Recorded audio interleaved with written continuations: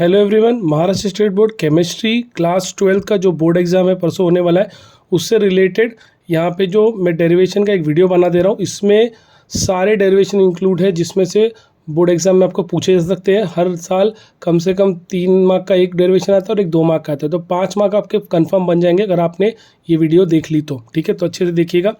पहला क्वेश्चन है solution chapter से डेरिवेशन है जो कि 3 मार्क के लिए आ सकता है। Obtain the relationship between freezing point depression of a solution containing non volatile non electrolyte solution and it's molar mass.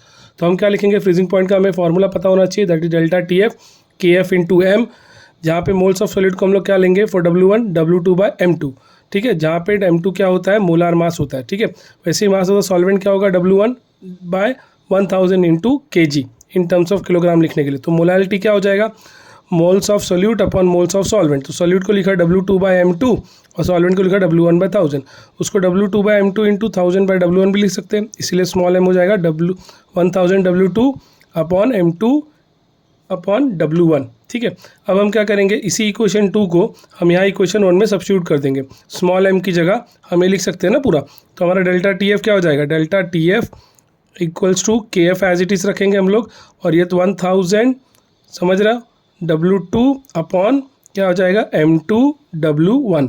ठीक है, तो हमें क्या चाहिए था, यही चाहिए था ना, M2 चाहिए था, तो M2 हम लोग ऐसे लिख देंगे, M2 will be equals to K F 1000 W2 upon क्या हो जाएगा W1 into delta T F. यही हमें रिलेशन चाहिए था।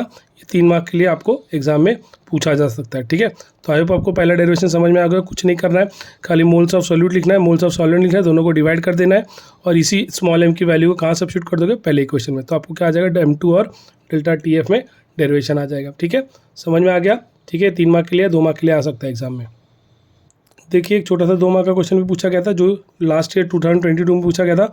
How molar mass of a solute is determined by osmotic pressure measurement. तो हम लोग क्या लिखेंगे, क्योंकि पाई हमें पता है N2RT बाय V हो जाएगा। If mass of the solute in V litres of solution is W2, it's molar mass in M2 क्या हो जाएगा, W2 बाय M2। तो हम लोग क्या करेंगे, ये स्मॉल n2 जो है ना, उसकी जगह क्या सब्स्टिट्यूट कर देंगे, W2 बाय M2। तो ये हो जाएगा W2 by M2, RT by V as it is रखा, और हमें क्या चाहिए था, यहाँ पे M2 चाहिए था, तो इसलिए M2 क्या हो जाएगा, W2RT अपॉन पाई V। याद रखिए, ये 2022 में 2 मार्क के लिए पूछ चुका है। तो आई होप आपको ये इजीली समझ में आ गया होगा। अब ये वाला क्वेश्चन है, ये भी बहुत इंपॉर्टेंट है। इसका मैंने ऑलरेडी एक वीडियो बना के इंडिविजुअली भी डाल दिया है, फिर भी मैं रिवाइज करा दे रहा हूँ। That is derive the relationship between degree of dissociation of electrolyte and went of factor. ठीक है, आप देख सकते हो मार्च 15, 19, 17 अक्टूबर 14 से पूछ चुका है। तो कंसिडर इलेक्ट्रोलाइट क्या लेंगे, AXBY that dissociate equation solution as क्या डिसोसिएट होगा, इनिशियली AXBY रहेगा तो डिसोसिएट होगा XAY plus B X raise to -1। ठीक है, उसके बाद इनको इन टर्म्स ऑफ मोल कैसे लेंगे, 1 माइनस अल्फा, यहाँ पे X अल्फा मोल Y अल्फा मोल। अब total number of moles after dissociation क्या लिखेंगे हम लोग, 1 minus alpha plus X alpha plus Y alpha. ठीक है, तो अब हम क्या करेंगे, यहाँ पे देखिए इसमें भी अल्फा है, इसके पास भी अल्फा है, तो अगर हम अल्फा कॉमन लें तो क्या बचेगा, X प्लस Y, यहाँ कुछ नहीं तो क्या बचेगा, -1, तो X प्लस वाई -1। क्योंकि X प्लस वाई क्या होता है, स्मॉल n होता है जो कि मोल्स ऑफ आयन्स है, तो इसलिए हम लोग क्या लिख देंगे, X प्लस वाई की जगह n लिख देंगे। तो ये हमारा आ गया 1 प्लस अल्फा n-1। तो went of factor is given by क्या होता है, actual moles of particle in solution after dissociation upon moles of formula units dissolve in solution. तो एक्चुअल मोल्स हमारा कितना है, 1 प्लस अल्फा n-1 जो कि हमने ऐड करने पे लाया, डिवाइड बाय डिसोसिएशन कितना मोल था, 1 मोल था। ठीक है, तो ये हमारा 1 डिवाइड बाय 1 क्या रहेगा, एज इट इज रहेगा ना इक्वेशन, तो ये हमारा हो गया alpha. In terms of went of factor कैसे लिख सकते हो आप इसको, अल्फा के फॉर्म में, ये +1 है, यहाँ चला जाएगा तो I-1 हो जाएगा, और n-1 जो थी नीचे आ जाएगा डिवाइड में। तो ये भी 3 मार्क के लिए आपको पूछा जा सकता है एग्जाम में। ठीक है, अब इसी में एक क्वेश्चन और देखिए, इसी चैप्टर में derive the relation between relative lowering vapour and molar mass of solute, जो कि मार्च 13 और मार्च 17 में आ चुका है। तो relative lowering of vapour pressure को हम कैसे लिखेंगे, equal to the mole fraction x2। तो इस x2 को हम लोग क्या लिख सकते हैं, change in pressure upon P1 degree, change in pressure upon P1 degree, इसको x2 लिख दिया। ये हमारा हो गया इक्वेशन नंबर 1। तो इक्वेशन नंबर 1 आप रट के रखोगे तो mole fraction of a component of solution is equal to क्या हो जाएगा, moles divided by the total mole solution, that is x2। तो x2 को क्या लिख सकते हैं हम लोग, N2 upon N1 plus N2, जहाँ पे N1 N2 क्या होता है, moles of solvent and solute होता है। ठीक है, तो हम क्योंकि हमें पता है मोल्स ऑफ जो सॉल्वेंट होता है वो ग्रेटर होता है सोल्यूट से, तो इसलिए हम N1 + N2 में N1 को ग्रेटर रख रहे हैं, तो N2 का वैल्यू नेग्लिजिबली स्मॉल हो जाएगा ना, तो इसलिए हम लोग क्या लिख सकते हैं X2 को N2, और इस N2 की जगह हम लोग क्या लिख सकते हैं, इसको ऑलमोस्ट स्मॉल है ना तो खाली N1 लिखेंगे, तो N2/N1। तो इक्वेशन नंबर ये 2 हो गया। इक्वेशन नंबर 1 में हमें पता था कि डेल्टा P/P का वैल्यू क्या होता है X2, है ना, तो यहाँ पर भी X2 ही है, तो दोनों X2 क्या हो जाएगा, इक्वल हो जाएगा। अब क्योंकि हमें पता है स्मॉल n2 क्या होगा W2/M2 और स्मॉल n1 क्या होगा W/M1, जहाँ पे M1 M2 क्या होता है molar mass of solvent and solute, तो इसीलिए हम लोग क्या करेंगे X2 की जगह पे क्या लिख सकते हैं, यहाँ delta P/P1 as it is लगा, और डेल्टा P/P' का रेशियो N2/N1 के बराबर भी होता है ना, तो इसलिए N2 की जगह क्या लिख सकते हो आप W2/M2 और N1 की जगह W1/M1, तो उसी दोनों को इक्वेशन को लिख दिया, तो ये क्या हो जाएगा W2/M2 और M1 अपॉन यहाँ पे M2, ठीक है। तो यही हमारा final equation W2 × M1 upon W1 × M2, ये भी 3 मार्क के लिए आ सकता है। तो याद रखिए पहले आपको क्या रखना है कि जो X2 है वो किसके इक्वल है, डेल्टा P/P0 के, और यहाँ पे X2 को हम लोग N2/N1 भी लिखा है, तो इसलिए N2/N1 किसके इक्वल हो जाएगा, डेल्टा P/P0 के, और N2 का वैल्यू आपको याद रखना है W2/M2 और N1 का W1/M1। बस ये दोनों वैल्यू को आपको यहाँ इक्वेशन नंबर 3 में सब्स्टिट्यूट कर देना है, ठीक है, तो ये आपका फाइनल आंसर आ जाएगा। तो ये भी 3 मार्क के लिए एग्जाम में डेरिवेशन पूछा जा सकता है। तो सॉल्यूशन चैप्टर के बाद हम आ जाते हैं थर्मोडायनेमिक्स चैप्टर में। याद रखिए इसमें भी डेरिवेशंस है, तो जो पहला डेरिवेशन जो कि 2 मार्क के लिए आ सकता है, that is derive the expression for PV work, जो कि मार्च 15 में आ चुका है। तो आप सिलेंडर का डायग्राम बना देना। याद रखिए यहाँ जैसे जैसे क्या होगा, प्रेशर बढ़ेगा वॉल्यूम कम होगा, और वॉल्यूम बढ़ेगा तो प्रेशर कम होगा इस पिस्टन की दबाव से, ठीक है। तो इनिशियली हम लोग क्या करेंगे, जहाँ पे जो प्रेशर है is equal in magnitude and opposite in sign to the external atmospheric pressure that oppose the moment of and has value of P external. तो P एक्सटर्नल के लिए आपको याद रखना है, ठीक है। इनडायरेक्टली कहने का मतलब है जो यहाँ पे फोर्स है that is nothing but external pressure work into area, तो P × A हो जाएगा, ठीक है। Piston moves out a distance D, then the amount of work done is equal to the force multiplied by, तो W mechanically क्या होता है, work done, force into displacement होता है। तो हम क्या करेंगे, ये जो पार्ट है W का फोर्स इंटू डिस्प्लेसमेंट का, F की जगह पे हम लोग क्या लिख सकते हैं, P एक्सटर्नल × A, है ना। इक्वेशन 2 में F की जगह क्या लिख सकते हैं, P एक्सटर्नल × A, तो यहाँ पे लिख दिया P external × A। Area into length हम क्या लिख सकते हैं, उसको वॉल्यूम भी लिख सकते हैं ना, तो इसलिए इक्वेशन 3 में A × D की जगह क्या लिख देंगे, चेंज इन वॉल्यूम, तो इसलिए W क्या हो जाएगा -PX into change in volume, तो इसको आप V2 - V1 भी लिख सकते हो। तो ये 2 मार्क के लिए आपको आ सकता है, एग्जाम में पूछा भी गया है, ठीक है। तो आई होप इतना आपको समझ में आ गया होगा। अब देखिए जो अगला क्वेश्चन है that is expression for maximum work, जो कि अक्टूबर 15 में भी आया, मार्च 17 में भी आया, ठीक है। तो ये 3 मार्क के लिए 4 मार्क के लिए एग्जाम में आ सकता है। तो इसके लिए जो सेट ऑफ डायग्राम है वो पिस्टन का है, वो आप टेक्स्ट बुक से रेफर कर सकते हो। इनिशियली हम इसको स्टार्ट कैसे करेंगे, that is work done, that is P × delta V। तो P एक्सटर्नल जो हमारा है चेंज इन, ये जो डेल्टा P है उसको क्या लिख सकते हैं, P - एक्सटर्नल प्रेशर, जो कि इक्वल टू क्या हो जाएगा, उसको हम ऐसे लिख सकते हैं ना, P external pressure P - DP। तो DW जो कि है हमारा P एक्सटर्नल × DV, तो P एक्सटर्नल की जगह क्या लिखेंगे, P - DP। इस DV को P के साथ मल्टीप्लाई करो तो PdV हो जाएगा, इसी DV को DP के साथ कर दो तो DP × DV हो जाएगा। क्योंकि DP और DV वैल्यू बहुत स्मॉल है इसलिए उसको इग्नोर कर दो, तो DW क्या आ जाएगा, PdV। सिंस प्रोसेस रिवर्सिबल है, अकर्स इन फाइनाइट स्टेप, तो हम लोग initial to final work done को क्या लिख सकते हैं, minus initial V1 to V2 PdV। इसी चीज़ को V1 to V2 से इंटीग्रेट करेंगे। हमें आइडियल का ऐसी क्वेश्चन पता है, PV क्या होता है, NRT, तो हम P को क्या लिख सकते हैं, NRT/V, ये V नीचे आ जाएगा ना, तो NRT/V। अब हम क्या करेंगे, इसी P की जगह इस इक्वेशन में इस P की जगह क्या लिखेंगे, NRT/V, तो देखो NRT/V लिख दिया। NRT बाहर निकाल लो, DV/V, DV इंटीग्रेट हो सकता है, तो dx/x का इंटीग्रेशन क्या होता है, dx/x का ln लिख सकते हैं ना, ln of x, तो यहाँ हो जाएगा ln of v, कहाँ से कहाँ तक, इनिशियल टू फाइनल तक, V1 से लेके V2 तक। तो हम क्या करेंगे, एक बार इसी इक्वेशन में V की जगह V2 डालेंगे, माइनस एक बार इसी की जगह इनिशियल वाले जो कि V1 है, तो minus NRT ln of V2 minus ln of V1। Log या ln में माइनस मतलब क्या होता है, डिवाइड, तो इसीलिए V2/V1।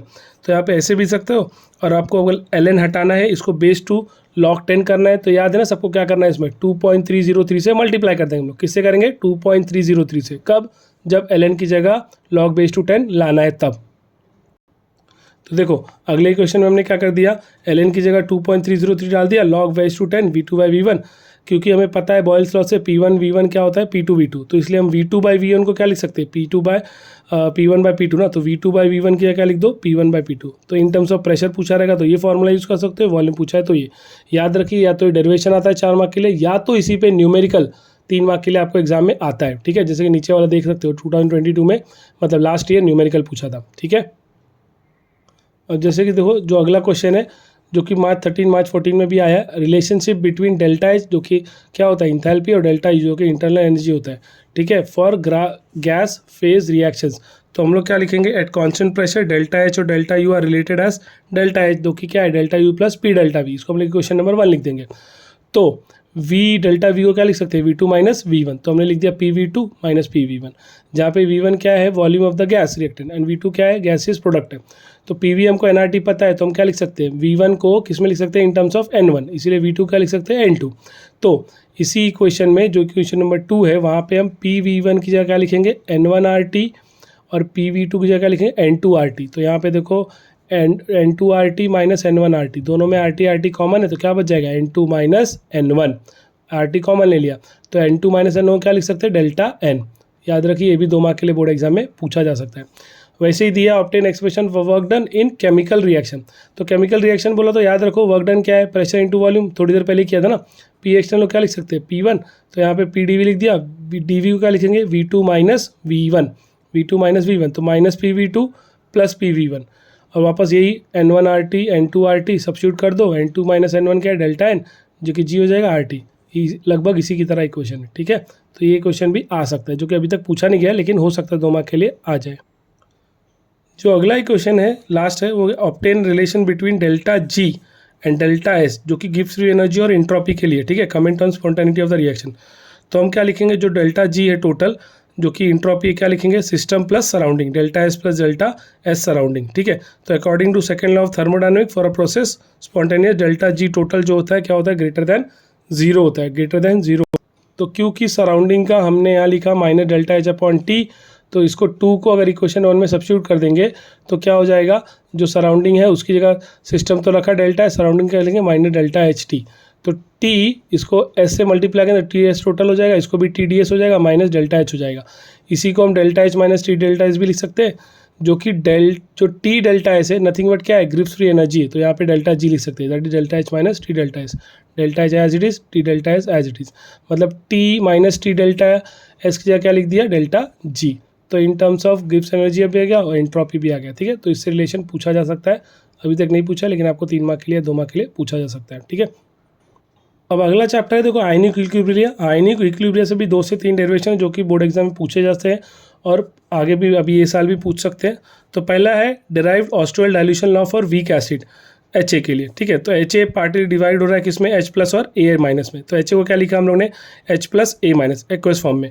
तो एसिड डिसोसिएशन कांस्टेंट क्या होता है K, that is nothing but product upon reactant ना, तो प्रोडक्ट क्या होगा H प्लस और A माइनस लिया, रिएक्टेंट क्या हो गया HA हो गया। ठीक है, तो 1 mole of acid HA is initially present in, इसको लिखेंगे initially present in VDMK of the solution. ठीक है, तो इक्विलिब्रियम में डिसोसिएटेड वुड बी अल्फा हो जाएगा, अल्फा डिग्री ऑफ डिसोसिएशन हो जाएगा एसिड के लिए, और उसका फ्रैक्शन जो रिमेनिंग है वो क्या हो जाएगा 1 माइनस अल्फा। तो HA लिखा H प्लस A माइनस लिखा, HA के लिए 1 माइनस अल्फा, H प्लस के लिए अल्फा, A माइनस के लिए अल्फा। अब पर वॉल्यूम लिखेंगे डिवाइड बाई VV कर दिया। ठीक है, तो अब हम लोग क्या लिखेंगे HA के लिए क्या हो जाएगा 1 माइनस अल्फा बाई V, और H प्लस के लिए क्या हो जाएगा अल्फा बाई V, और A माइनस के लिए भी अल्फा बाई V। तो इसको सब्स्टिट्यूट कर देंगे इक्वेशन 1 में, जो कि प्रोडक्ट अपॉन रिएक्टेंट था, तो प्रोडक्ट क्या था यहाँ पे H प्लस और A माइनस था ना, तो H का क्या है value alpha by V, A का भी वैल्यू क्या था A माइनस का alpha by V upon reactant का, वो कितना था HA था ना, तो 1 माइनस अल्फा बाई V। तो V स्क्वायर ये V इंटू ये V और V कट जाएगा तो बचेगा क्या V। ठीक है, नीचे B बच जाएगा, तो alpha into alpha alpha square 1 minus alpha V। ठीक है, अब क्योंकि हमें पता है कॉन्सेंट्रेशन क्या होता है इनिशियली इन्वर्स होता है ना किसका वॉल्यूम का, तो C 1 बाई V होता है, तो K को हम क्या लिख सकते हैं यहाँ पे 1 बाई V की जगह 1 अपॉन V की जगह क्या लिख सकते हैं C ना, तो alpha square C upon 1 minus alpha के A हो जाएगा। ठीक है, तो इसलिए K का वैल्यू क्या आ जाएगा अल्फा स्क्वायर V भी लिख सकते हैं और अल्फा स्क्वायर C भी लिख सकते हैं, इसीलिए अल्फा क्या हो जाएगा under root K by C या अंडर रूट K V। तो याद रखिए 3 मार्क के लिए आएगा। फिर से बोल देता हूँ प्रोडक्ट अपॉन रिएक्टेंट का K याद रखना है, प्रोडक्ट का कितना है ये H प्लस है तो उसका क्या हो जाएगा alpha by V, A minus का क्या है alpha by V upon reactant का HA का लिख देंगे 1 माइनस अल्फा बाई, तो V और V कट जाएगा तो एक ही V नीचे बचेगा वहाँ लिख दिया, और alpha into alpha alpha square 1 minus alpha as it is 1 by V, जो कि वॉल्यूम होता है क्या होता है कॉन्सेंट्रेशन के इन्वर्सली होता है तो C होता है, तो इसलिए 1 बाई वी की जगह इसी फॉर्मूले में क्या लिख दिया C। तो चाहे इसको इन टर्म्स ऑफ C ले लो चाहे इन टर्म्स ऑफ V ले लो, ये आपका आंसर आ गया। ठीक है, किसके लिए फॉर एसिड के लिए। अब देखिए वैसे बेस के लिए तो यहाँ पे हम लोगों ने क्या ले लिया BOH ले लिया, सेम उसी की तरह डिसोसिएट किया B plus OH minus, same वही रिएक्ट प्रोडक्ट अपॉन रिएक्टेंट, तो 1 minus alpha alpha alpha 1 minus alpha by V alpha by V alpha by V. अभी आपको इसको क्या करना है इसी वाले इक्वेशन में सब्स्टिट्यूट कर देना है।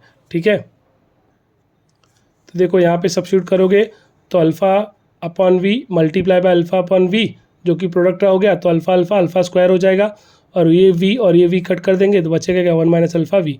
1 बाई वी हमको पता है क्या होता है C ना, तो इसीलिए क्योंकि हम लोग को पता है 1 बाई वी क्या होता है C, तो इसीलिए 1 बाई वी को क्या लिख दिया C मतलब क्या कॉन्सेंट्रेशन, तो K को हम ऐसे भी लिख सकते हैं।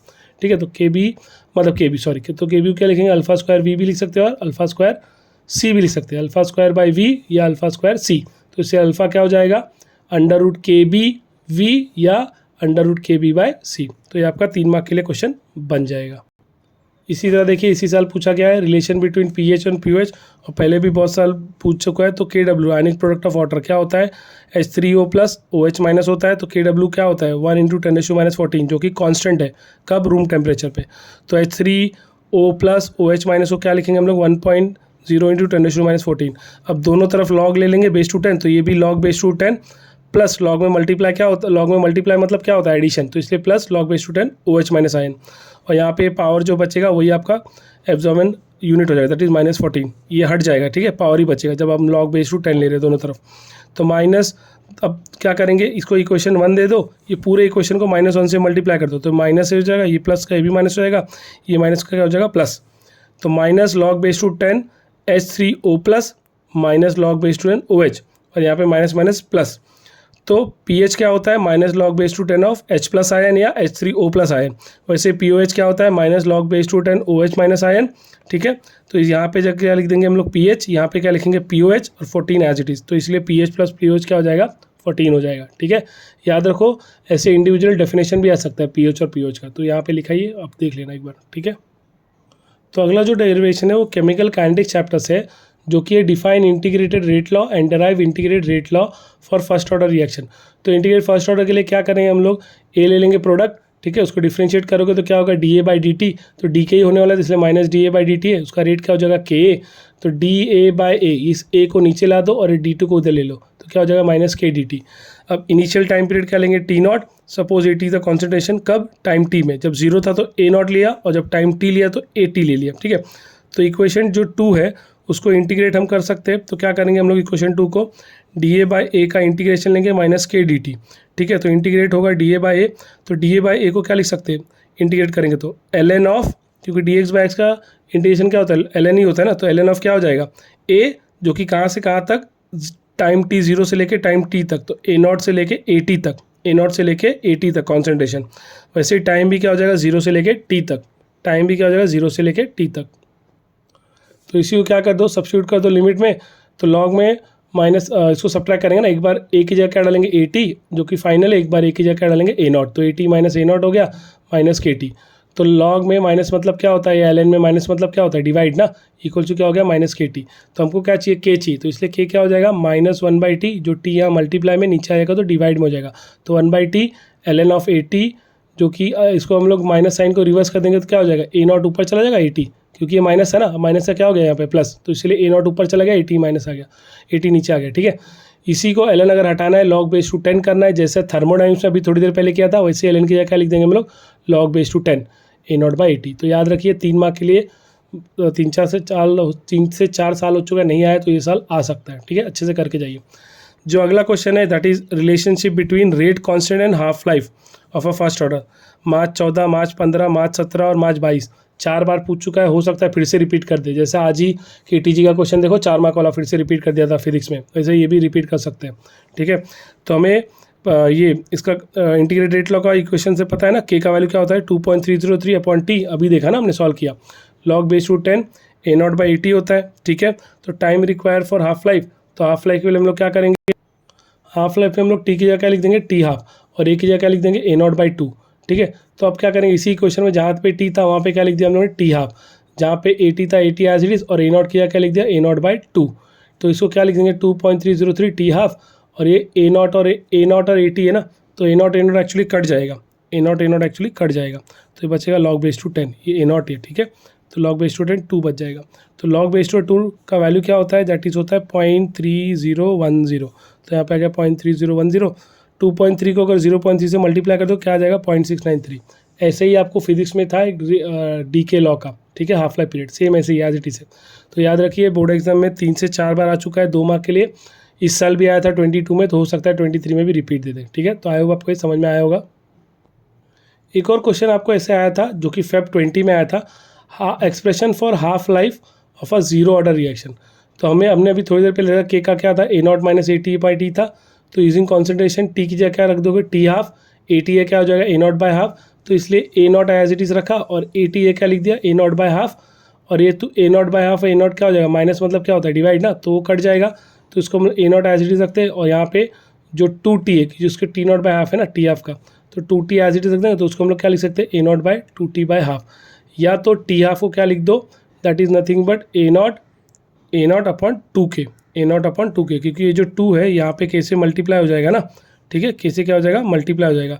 तो 1 ये ए नॉट टी है, ठीक है, तो 1 माइनस हाफ क्या हो जाएगा, हाफ ही हो जाएगा ना, इसलिए ऐसा रखा हुआ है, ठीक है। तो इसमें कन्फ्यूज मत होना आप लोग। तो देखिए इतना ही डेरिवेशन था। इस डेरिवेशन में से कोई भी 2 डेरिवेशन, एक 3 मार्क के लिए और एक 2 मार्क के लिए पूछा जा सकता है। फिर भी मिनिमम केस अगर कुछ भी नहीं पूछा तो एक डेरिवेशन तो ज़रूर पूछेगा 3 मार्क के लिए। तो ये 4 ही चैप्टर है जो कि सॉल्यूशन है, थर्मोडायनेमिक्स है, केमिकल काइनेटिक्स है और आपका आयनिक इक्विलिब्रियम है। चारों में से ही कोई भी चैप्टर से डेरिवेशन आपको पूछा जा सकता है। नॉर्मली 2 डेरिवेशन तो पूछना चाहिए उनको, मिनिमम केस में एक डेरिवेशन तो पूछेंगे। तो फिर भी मुझे पता है कि कम से कम 3 मार्क का तो फिक्स है डेरिवेशन, तो आप इतना कर लोगे तो आपका 3 से 5 मार्क का क्वेश्चन हो जाएगा, ठीक है। तो आप वीडियो समझ में आया होगा। मैंने फास्ट इसीलिए पढ़ाया है कि टाइम आपके पास कम है, तो आप इसको रिवाइज कर सकते हो, ठीक है। Thank you.